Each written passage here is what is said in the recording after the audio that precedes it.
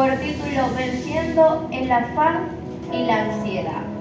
Venciendo el afán y la ansiedad son dos enemigos de los cristianos que tenemos que aprender a identificarlos para que podamos crecer y que no nos estanquemos o no nos estresemos por situaciones que a diario vamos a vivir.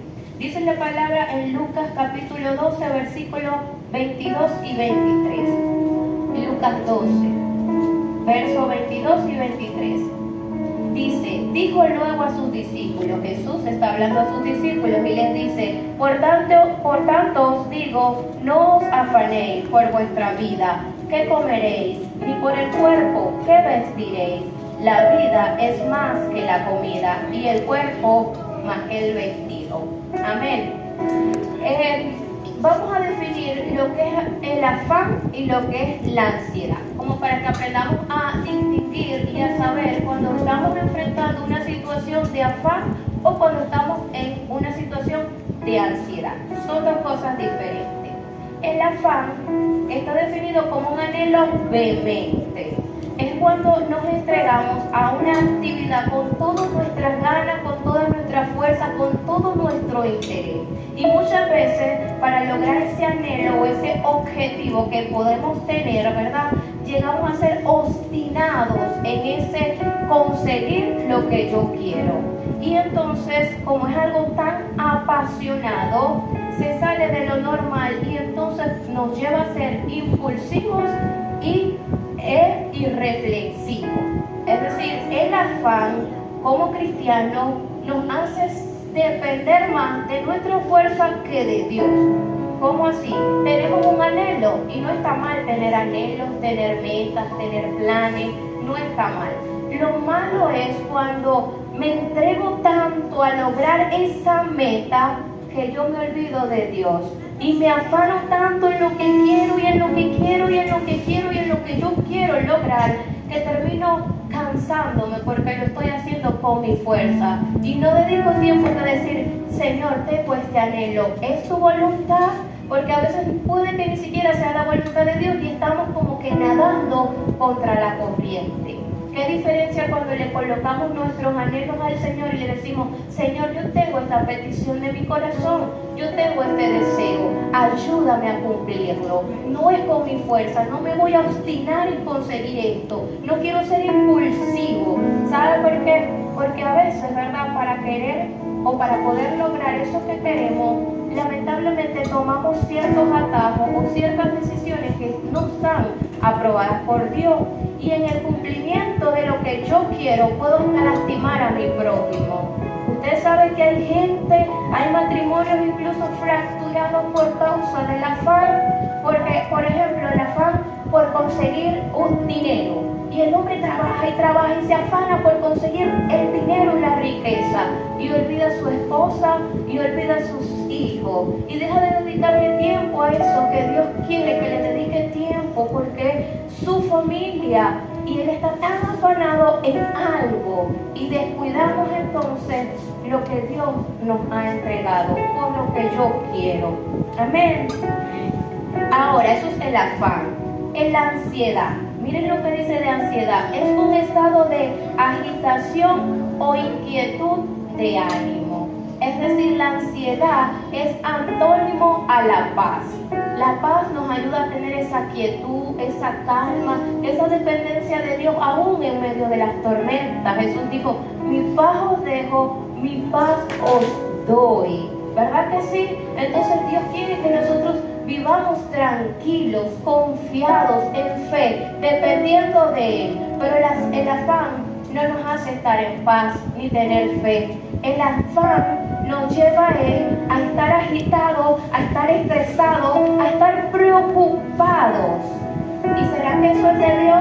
¿Eso es lo que Dios quiere para usted y para mí? Que vivamos una vida de agitación, una vida de inquietud. No, amado, eso no es lo que Dios quiere para nosotros. Entonces vemos el afán es duda, es contrario a la fe. Es decir, Dios no lo puede hacer, yo tengo que esforzarme por hacerlo. Y la ansiedad es falta de paz.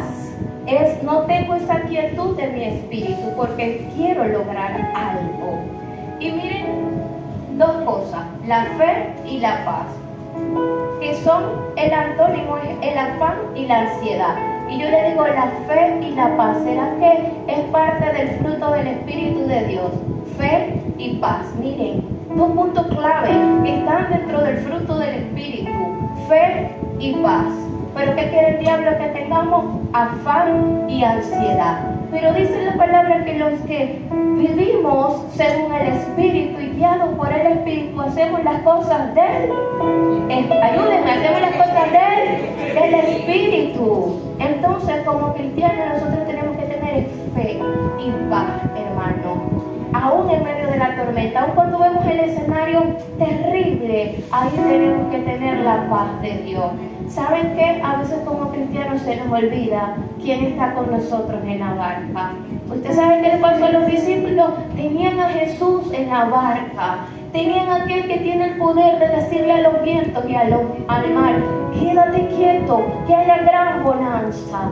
Pero ellos se afanaron, se pusieron ansiosos y dijeron, ¿qué pasó? ¿No vamos a ahogar? Empezaron a estar en un estado de inquietud. Y se les olvidaba que Jesús estaba en la barca. Y a veces a nosotros, amados, se nos olvida que Jesús vive y reina en nuestro corazón. Y cuando nosotros estamos pasando un momento, denle un aplauso al Señor, ese lo vive. Gloria a Dios. Gloria a Dios. Y cuando nosotros estamos pasando momentos de tribulación, dígame, ¿quién no ha pasado en su vida momentos de tribulación? Seríamos mentirosos, ¿verdad? Todos hemos pasado, y yo creo que ese es el pan nuestro de cada día de la vida de los cristianos. Una problemática, una situación adversa, pero que nos está probando. A ver si nosotros somos de los que estamos guiados por el Espíritu y tomamos esa fe, como lo dice la palabra, el escudo de la fe, con lo cual nosotros podemos resistir los ataques del diablo. El diablo va a traer los problemas, el diablo va a querer, iglesia, desanimarnos, el diablo va a querer tenernos en un estado de inquietud, pero nosotros tenemos una armadura que tenemos que ponérnosla todos los días, mi hermano. No es cuando yo me levanto con ganas de ponerme la armadura de Dios, con ganas de orar. Es todos los días que usted y yo tenemos, así como nos vestimos, nos levantamos y decimos una franela para salir al frente, no puedo salir desnuda, ¿verdad? Un pantalón para barrer. Así todos los días, antes de nosotros emprender o empezar el día a día y los roles que nosotros realizamos en el transcurso del día, nosotros tenemos que ponernos la armadura de Dios.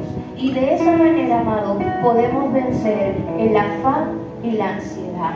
Amén. Gloria a Dios. Ahora vamos a ver unos tipos de afán. Vamos a ver 3 tipos de afán. Hay muchos, pero no podemos tampoco extendernos mucho. Y el primero es el afán por las riquezas. El afán por las riquezas. Acompáñenme a leer Marcos 4:19.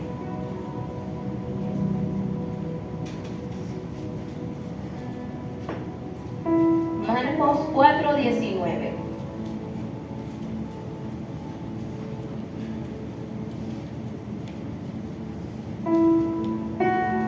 Amén. Dice la palabra del Señor. Pero los afanes de este siglo y el engaño de las riquezas y las codicias de otras cosas entran y ahogan la palabra y se hace infructuosa. Miren lo que puede llegar a ser el afán en la vida de un cristiano, el afán y el amor por la riqueza. Pueden venir a apagar la palabra de Dios y hacer que sea infructuosa. Y usted dirá, mi arma, es que eso a nosotros no nos pasa. Cuando estamos tan afanados, ¿verdad? Lo menos que nos acordamos es de la palabra del Señor.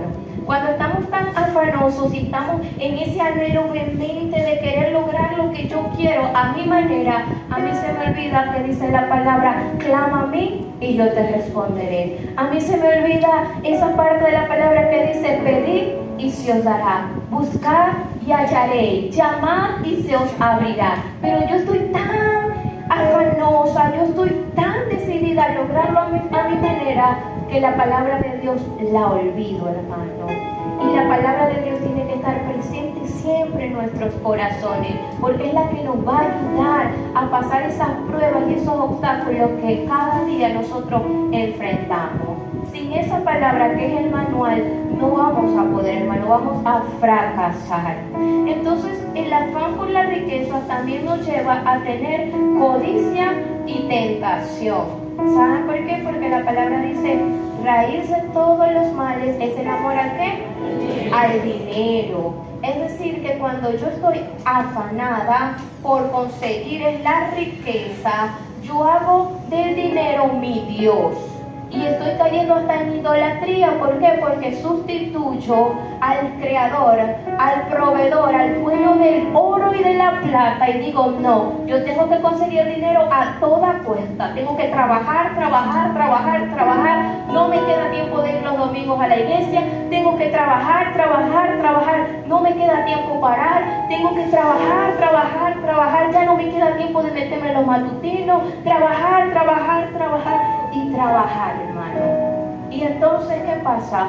Que se nos distorsiona todo. Y en vez de darle ese primer lugar que se lo merece al Señor, empezamos a nuestras prioridades empiezan a cambiar. Amén. Y ojo, no estoy diciendo que trabajar es malo. La misma palabra nos dice, el que no trabaje no coma, ¿verdad que sí? Es decir, como hombres, como mujeres, tenemos que esforzarnos por tener las cosas. La cosa es hacer un equilibrio. En la balanza Dios está en primer lugar y luego sí, yo soy el proveedor de mi casa, yo debo de trabajar para llevar el sustento a mi casa, pero sin quitarle ese primer lugar al Señor. Amén. Amén. Ahora, el afán por el futuro.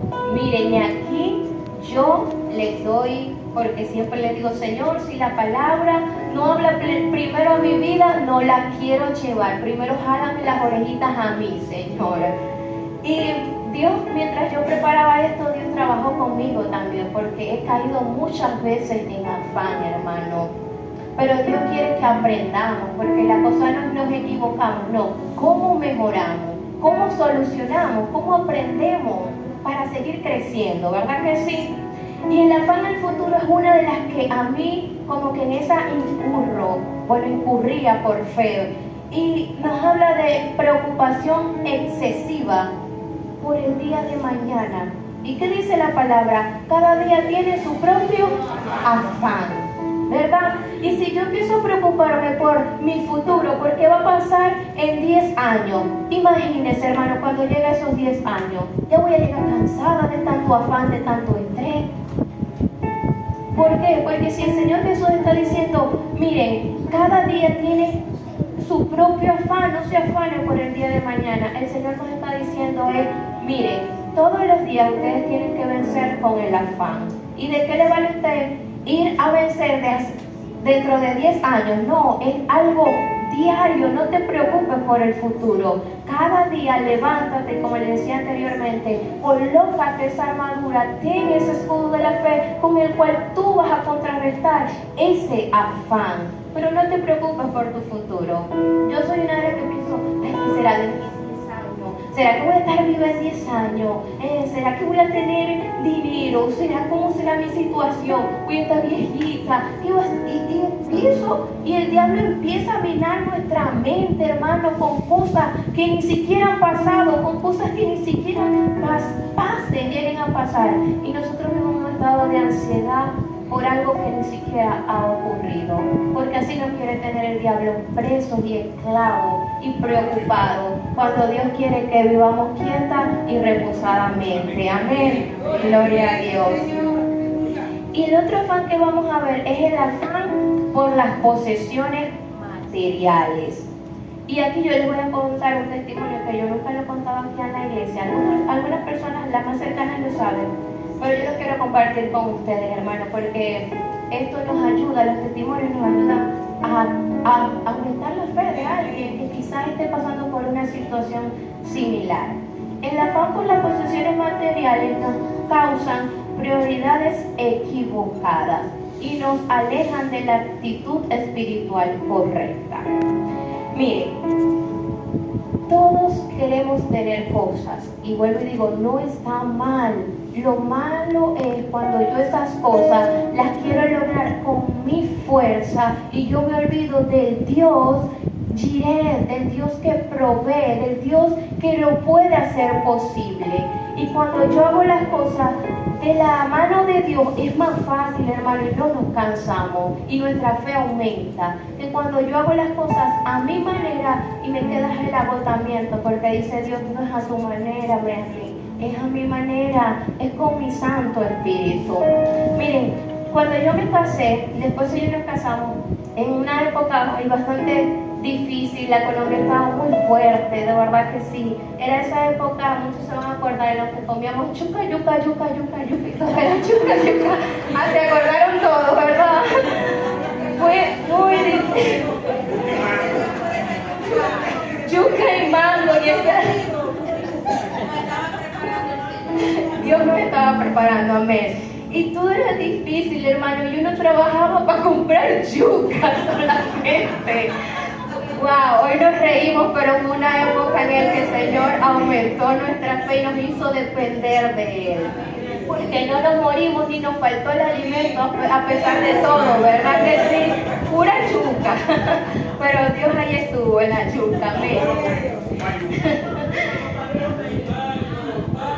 Y mango, sí es verdad. Bueno, pero para contarles el testimonio, ¿verdad? Obviamente toda pareja, o sea, todo matrimonio quería su hogar. Es más, nosotros nos casamos y la prioridad siempre es Dios. Pero luego dijimos, no, nosotros nos vamos a casar, sí, pero vamos a trabajar en pos de adquirir una vivienda. Y ese fue el acuerdo que nosotros hicimos, sí, chévere, bueno. Nosotros calculábamos como en 2 años, yo creo que trabajando fuerte, bien, nosotros calculábamos. Bueno, nos casamos, empezamos a reunir, hermano, eso era difícil. Y usted dirá, en medio de la yuca ustedes podían reunir. Sí, porque era Dios obrando allí, de verdad que sí.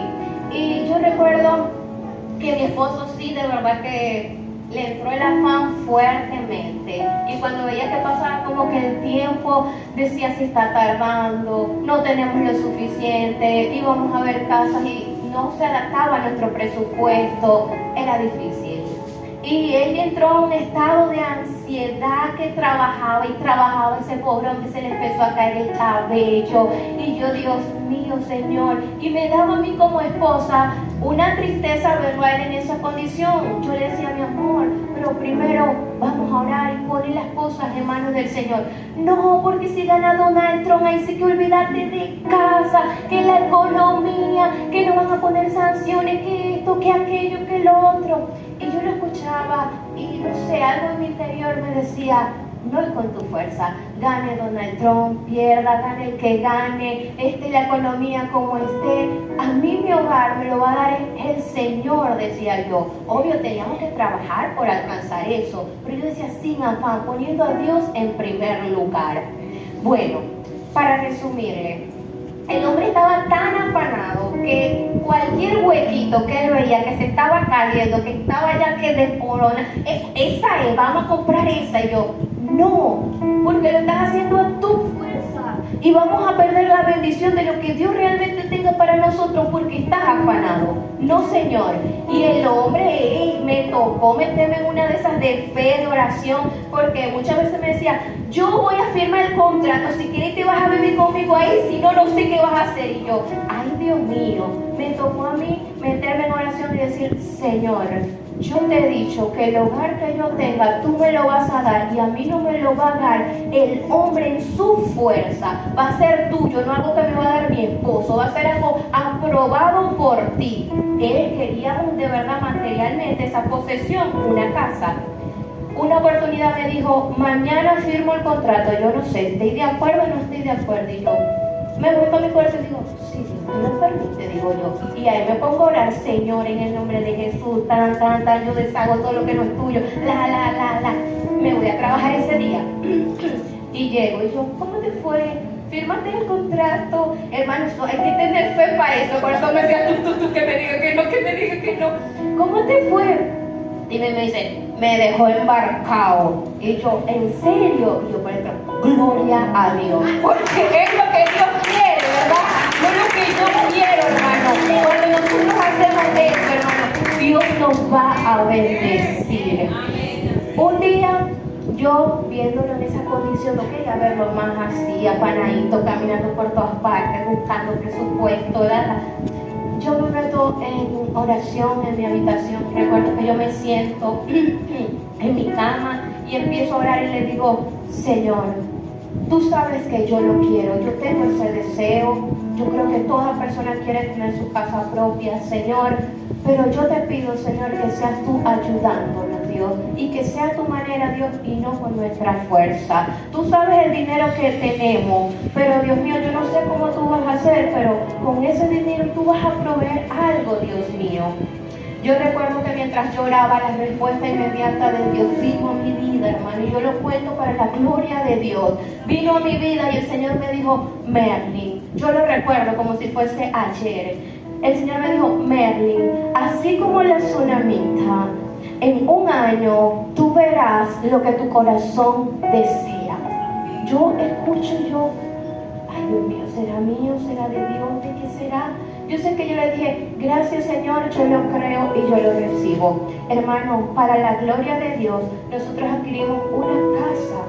Y cuando nos mudamos estamos muy entretenidos acomodando todo y ordenando las cosas. Y viene el Espíritu Santo y me trae esa palabra que había pasado hace un año. Y digo yo: un mes, 2 meses, 3 meses, 4 meses, 5 meses, 6 meses. El tiempo que Dios me había dicho. Yo recuerdo que yo le dije: mi amor, sentate ahí porque vamos a hablar. Te recordé cuando andabas loquito, que esta, que aquella, la casa que ahora se está cayendo. ¿Te acuerdas que pasamos y la vemos y decimos: qué desastre? Sí, mi amor, ¿qué pasó? Yo ese día oré, y le cuento el testimonio y le digo: mi amor, Dios me dijo esto, y le cuento lo que Dios me había dicho. Y me dijo: le doy gracias a Dios por tener una esposa así, que no me permitió, y yo digo: no lo permitió, fue Dios, que no me permitió a mí decidir a lo loco, que oró, y en ese momento a mí me dio rabia porque me dejaron embarcado, pero hoy veo la bendición que Dios nos ha dado y valió la pena confiar en el Señor, amado. Gloria a Dios. Le damos un fuerte aplauso y la gloria a Dios, porque, amado, Dios honra a los que lo honran. Y cuando nosotros aprendemos a entregarle nuestros deseos y nuestros anhelos a Dios y decir: Señor, aunque yo lo quiera muchísimo, Señor, que no sea en mi tiempo, que sea en tu tiempo. Y si tú no lo quieres para mí, entonces ayúdame a olvidarme de eso, Señor, y a desear tu voluntad. Porque lo que Dios tiene para cada uno de nosotros, amado, es mejor que incluso lo que nosotros mismos deseemos. Amén. Gloria a Dios. Y ya para terminar, vamos a ver 2 ejemplos bíblicos, 2 personajes bíblicos. Uno en base al afán y otro en base a la ansiedad. El ejemplo en base al afán es Sara.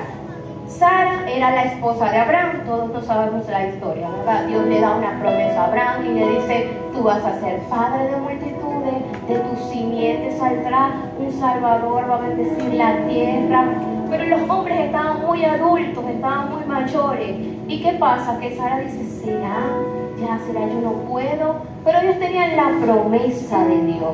Eran hombres de Dios, de fe. Pero Sara, lamentablemente, el afán tocó la puerta de su corazón y ella le dijo: bienvenido, afán.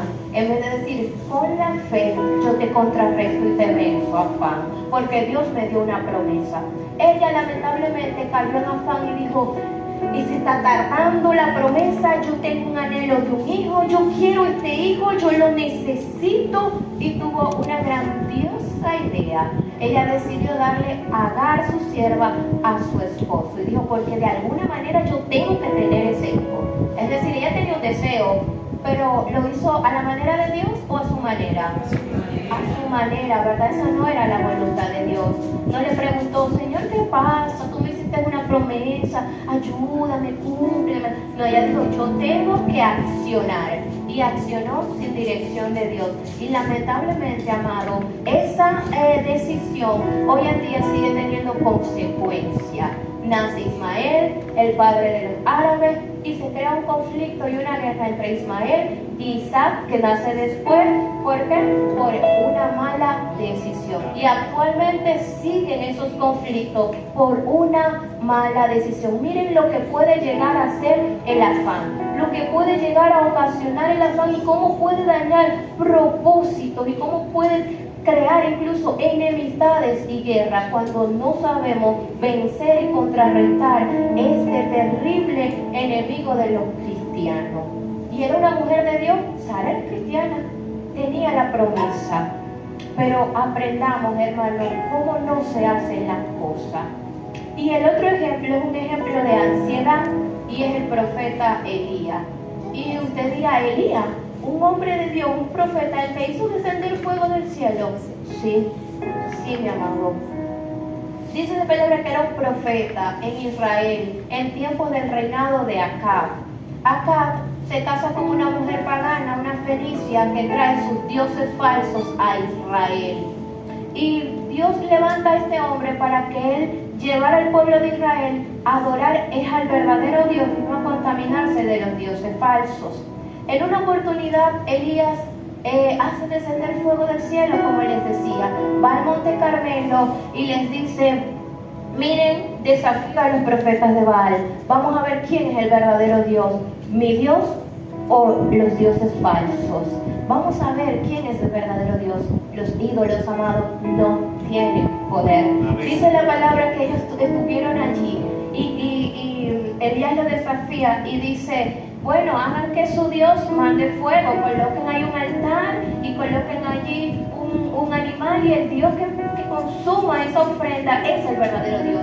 Esos hombres brincaron, saltaron, hicieron de todo, pasaron toda la tarde, todo el día allí y Baal no respondió, amado, porque la palabra dice, tienen ojos y no pueden ver, oídos tienen pero no escuchan, a diferencia de su Dios y mi Dios, que dice, los ojos de Dios están en todo lugar y sus oídos atentos al clamor de sus justos, amado.